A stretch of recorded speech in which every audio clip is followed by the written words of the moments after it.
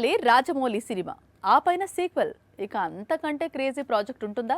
పైగా బాహుబలి సిరీస్. అందుకే ఈ ప్రాజెక్ట్ పాన్ ఇండియాను షేక్ చేస్తోంది. బాహుబలిని తిరిగి తీసుకొచ్చేందుకు రాజమౌళి ప్రయత్నాలు మొదలు పెట్టాడని ప్రచారం ఊపందుకుంది. మహేష్ తో మూవీ తర్వాత రాజమౌళి నెక్స్ట్ మూవీ ఏంటి అనేది క్లారిటీ వచ్చేసిందా?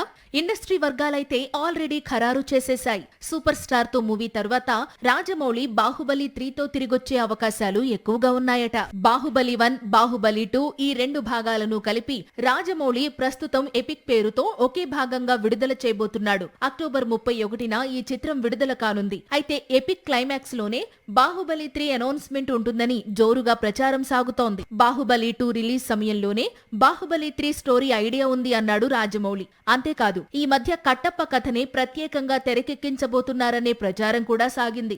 మొత్తానికి రాజమౌళి బాహుబలి సిరీస్ గురించి, నెక్స్ట్ సీక్వెల్ గురించి సీరియస్ గానే ఆలోచిస్తున్నాడు. ఎపిక్ మూవీ ప్రమోషన్స్ లోనే ఇందుకు సంబంధించిన క్లారిఫికేషన్ రావచ్చు.